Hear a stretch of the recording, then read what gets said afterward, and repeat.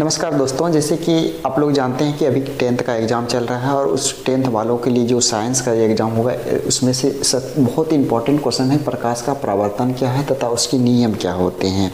बहुत important question है। इस क्वेश्चन को आने की संभावना बहुत ज़्यादा रहती है।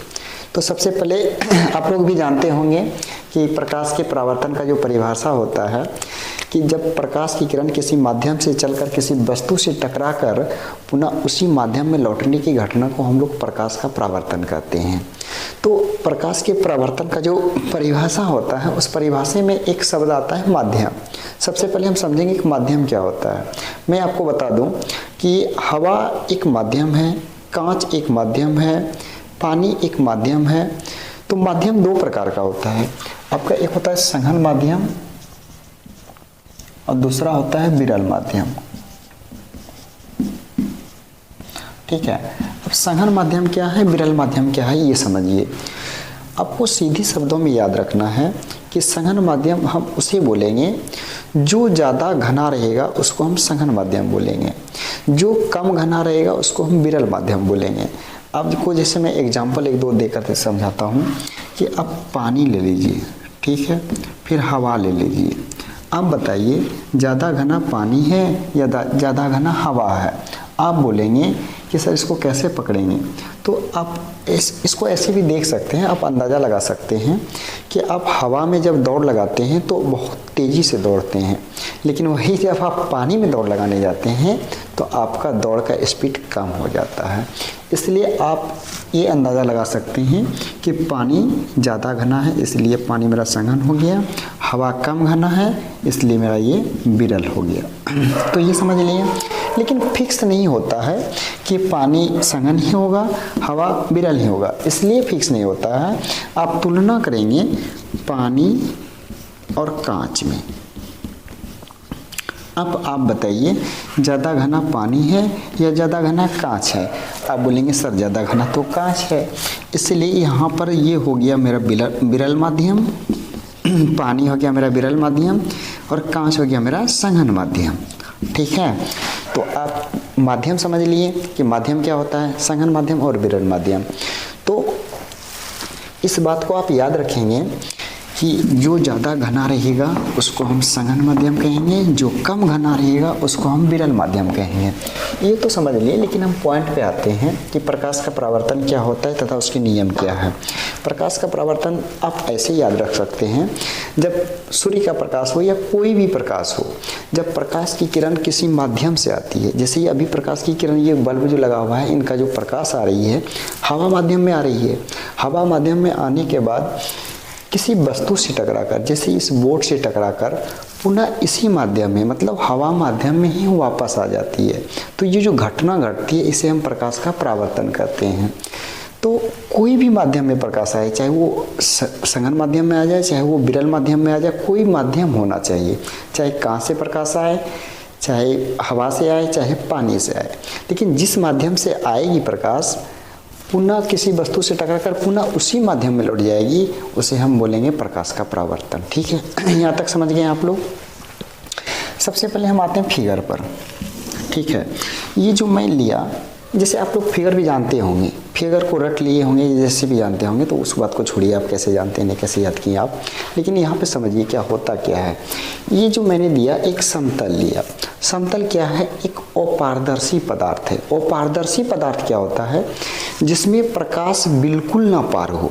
जैसे ये बोर्ड है, बोर्ड में अगर वो बल्ब का प्रकाश आ रहा है तो क्या बोर्ड के उस साइड प्रकाश जा रहा है क्या, बिल्कुल नहीं जा रहा है, एक थोड़ा सा भी नहीं जा रहा है। तो जो जिसमें प्रकाश थोड़ा सा भी एक पार से दूसरे पार नहीं जाए उसे हम अपारदर्शी बोलेंगे, और जिसमें प्रकाश आसानी से पार हो जाएगी तो उसे हम पारदर्शी कहते हैं। उसमें भी एक ये चीज़ भी आता है कि पारभासी किसे कहते हैं। पारभासी जिसमें प्रकाश आंशिक रूप से पास हो, मतलब थोड़ा थोड़ा पास हो, उसे हम पारभासी कहते हैं।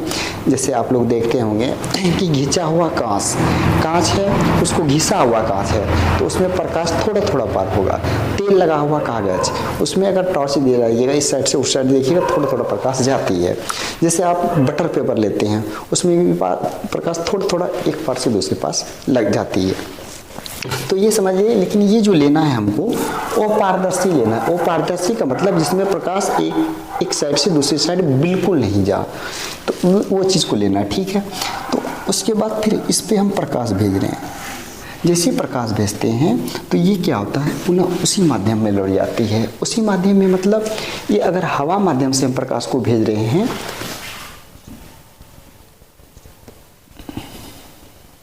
हवा माध्यम से अगर हम प्रकाश भेज रहे हैं तो ये क्या हो जाएगा, मेरा हवा माध्यम में ही वापस हो जाएगी। ये जो मेरा कोई टुकड़ा हो, चाहे वो काट का रहे, चाहे दीवार रहे, चाहे कोई भी वस्तु हो, वो पारदर्शी होना चाहिए। उस पार से इस पार नहीं आना चाहिए।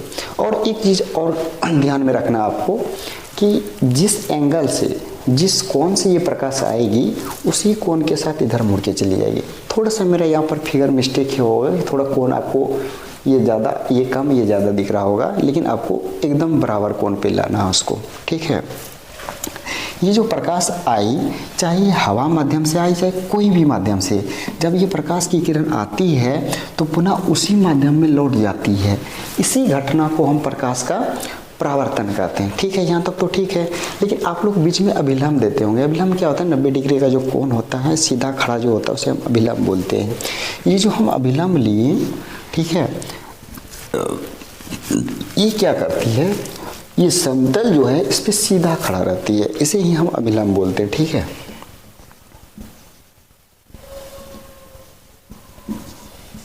और ये जो बिंदु होता है इसको हम बोलते हैं आपतन बिंदु। आपतन बिंदु, एक दो पॉइंट आपको याद रखना है, बस तुरंत याद हो जाएगा, इसमें कोई बड़ी बात है नहीं। आप फिगर को याद रखेंगे, उसके बाद इससे एक दो क्वेश्चन और एक्स्ट्रा आपसे बन जाएगा, ठीक है। थोड़ा सा इसको आप ध्यान से देखिए। ये इसको बोलते हैं हम आपतन बिंदु। आपतन बिंदु इसको क्यों बोलते हैं, क्योंकि ये प्रकाश की किरण आ रही है, आ रही है कि नहीं। अब देखिए, ये मेरा सूर्य हो गया, पहले से मैं सूर्य हम बनाकर शायद रखा हुआ था। ये मेरा क्या हो गया, सूर्य। सूर्य से जब तक ये प्रकाश की किरण आती है तो जिस बिंदु पर टकराती है तो उसे हम आपतन बिंदु कहते हैं। देखिए आपतन बिंदु है ना, तो फिर इस जगह से परावर्तित हो जाती है, मतलब प्रकाश की किरण इस जगह से उसी माध्यम में लौट जाती है, और इसको हम अभिलंब बोलते हैं। यहाँ तक ठीक है, समझिए आप। अब ये जो किरण आती है इसको बोलते हैं हम आपतित किरण, और ये जो प्रकाश परावर्तित हो रही है उसी माध्यम में पुनः जो लौट रही है इसको बोलते हैं हम परावर्तित किरण, ठीक है। इसको बोलते हैं हम परावर्तित किरण। लेकिन आप एक चीज़ और देखिएगा, यहाँ पे इस समतल जो है, इस समतल से जितनी डिग्री कोण के साथ आएगी किरण, उतना ही समतल के साथ कोण बनाकर ये परावर्तित हो जाएगी किरण, ठीक है। जैसे मान लिया जाए ये आपके 30 डिग्री कोण के साथ अगर आ रही हो तो 30 डिग्री कोण के साथ ये प्रकाश की किरण जाएगी भी, ठीक है। अब एक चीज़ और ध्यान दीजिएगा कि कोई भी समतल हो, समतल पर मेरा 90 डिग्री का कोण बनता है, ठीक है।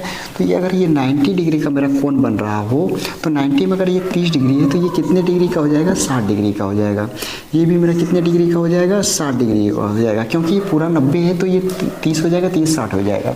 इस बात को आपको ध्यान में रखना है। अब मैं ये नहीं बोल रहा हूँ कि वो 30 डिग्री कोण के ही साथ जाएगा, कोई भी डिग्री हो सकता है, वो और डिपेंड करता है कि किस डिग्री के साथ प्रकाश को भेज रहे हैं और किस डिग्री, उसी डिग्री के साथ ये प्रकाश की किरण क्या होगी, परावर्तित हो जाएगी, ठीक है। तो आप इसलिए मैं इसको समझा रहा हूँ कि इससे एक दो पॉइंट और एक दो क्वेश्चन और भी निकल के आता है। क्या निकल के आता है कि आप देखेंगे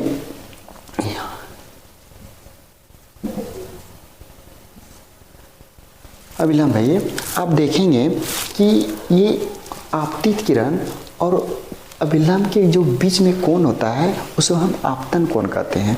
आपतित किरण और अभिलंब के बीच में जो कोण होता है उसे आपतन कोण कहते हैं हम, ठीक है। और परावर्तित किरण और अभिलंब के बीच में जो कोण होते हैं उसे हम परावर्तन कोण कहते हैं, ठीक है। परावर्तित किरण और विलंब के बीच में जो कोण होता है उसे हम परावर्तन कोण कहते हैं। सबसे पहले आप समझिए कि अगर ये फिगर पॉइंट याद रखते हैं, 2-3 चीज़ें याद रखना है, जैसे कि आपको रखना है आपतन बिंदु, अभिलंब, आपतित किरण और परावर्तित किरण, ठीक है। तो अगर इसको याद रखेंगे तो आपसे एक क्वेश्चन और बन जाएगा कि आपतन कोण किसे कहते हैं, तो आप बोलेंगे कि आपतित किरण और अभिलंब के जो बीच में कोण होता है उसे हम आपतन कोण कहते हैं, और परावर्तित किरण और अभिलंब के बीच में जो कोण होता है उसे हम परावर्तन कोण कहते हैं। एक चीज़ और नोटिस किए होंगे आप कि आपतन कोण अगर 60 है तो परावर्तन कोण भी मेरा 60 है, ये हमेशा होता है, ठीक है। तो ये चीज़ समझ लिए कि प्रकाश का परावर्तन क्या होता है। अब आप इसके नियम को समझें। नियम क्या होता है? नियम ये कहता है कि जो आपका जो आपतन बिंदु है और जो आपतित किरण है और ये जो परावर्तित किरण है सभी एक ही समतल में होते हैं। ये जो समतल है तीनों एक ही समतल में होते हैं, इसलिए इसका जो नियम होता है, आपका नियम पहला नियम में आ जाता है कि आपतित किरण, परावर्तित किरण तथा आपतन बिंदु पर डाला गया विलंब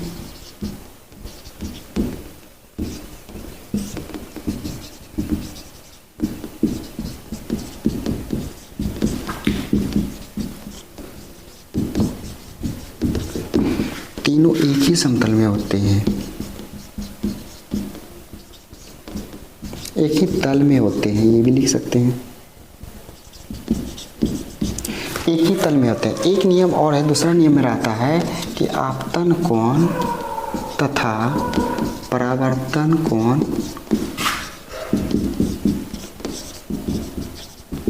बराबर होते हैं। तो आप समझ लीजिए कि आपतन कोण और परावर्तन कोण क्या होता है, बराबर होते हैं। और आपतित किरण, परावर्तित किरण, आपतन बिंदु पे जो अभिलंब डाला गया है तीनों एक ही तल में होते हैं। क्या होते हैं? एक ही तल में होते हैं। आपको रटना नहीं, बिल्कुल समझना है। समझना कैसे है? प्रकाश की किरण, जब प्रकाश की किरण किसी माध्यम से आती है और किसी वस्तु से टकराकर पुनः उसी माध्यम में लौट जाती है, इस घटना को हम प्रकाश का परावर्तन कहेंगे। और इसके नियम जो होते हैं, और जिसमें एक क्वेश्चन इसमें ये भी आता है कि आपतन कोण किसे कहते हैं। आपतित किरण और अभिलंब के बीच में जो कोण बनता है उसे हम आपतन कोण कहते हैं। परावर्तित किरण और अभिलंब के बीच में जो कोण बनता है उसे हम परावर्तन कोण कहते हैं। तो इसे आपको रटना नहीं, समझना है। क्या समझना है? 2-3 पॉइंट याद रखना है। क्या पॉइंट याद रखना है? कि आपतन बिंदु, उसके बाद अभिलंब, उसके बाद आपतित किरण और परावर्तित किरण। आपतित किरण, परावर्तित किरण, अभिलंब और आपतन बिंदु, बस ये पॉइंट अगर आप याद रखते हैं तो फिर आपको हमेशा के लिए याद रहेगा, कोई भी क्वेश्चन बन जाएगा। जैसे कि आपसे पूछेगा कि आपतन कोण किसे कहते हैं, तो आपतित किरण और अभिलंब के बीच के कोण को हम आपतन कोण कहते हैं, परावर्तित किरण और अभिलंब के बीच के कोण को हम परावर्तन कोण कहते हैं। तो ये चीज़ें आप हमेशा बना लेंगे, तो आपको रटना नहीं, बिल्कुल याद रखना है आपको। जैसे मैंने अभी समझाया कि प्रकाश के परावर्तन क्या होता है, तो जब प्रकाश की किरण किसी माध्यम से आएगी, किसी वस्तु से टकराएगी, पुनः उसी माध्यम में लौट जाएगी, तो इस घटना को हम प्रकाश का परावर्तन करते हैं। ठीक है प्यारे दोस्तों, ऐसे ही मैं आप लोगों के बीच एक ही क्वेश्चन डेली लेकर आऊँगा। 1-2 क्वेश्चन, कभी-कभी 2 क्वेश्चन भी डाल दूंगा, बहुत इंपॉर्टेंट क्वेश्चन और बहुत अच्छे से मैं बताऊँगा। तो आप लोग देखते रहिएगा, और मुझे लगता है कि जहाँ तक आपके यूज के लिए लायक ये क्वेश्चन रहेगा, और जो भी क्वेश्चन मैं लेकर आऊँगा तो वो आपके यूज के लायक रहेगा। मैं मैथ भी लेके आऊँगा, और जो आप बोलेंगे, जो इंपॉर्टेंट लगेगा मैं वो क्वेश्चन लेकर आऊँगा और फिर आप लोगों को मैं बताऊँगा। क्योंकि अभी उतना टाइम है नहीं कि मैं पूरा डिटेल्स में एकदम बताऊँ। तो अभी 10-15 दिन एग्जाम बचा हुआ है, जो भी बचा हुआ है, तो क्वेश्चन को देखेंगे तो थोड़ा शॉर्ट में चलेंगे, लेकिन आप लोग को समझ में आ जाएगा। थैंक यू मेरे दोस्त, धन्यवाद।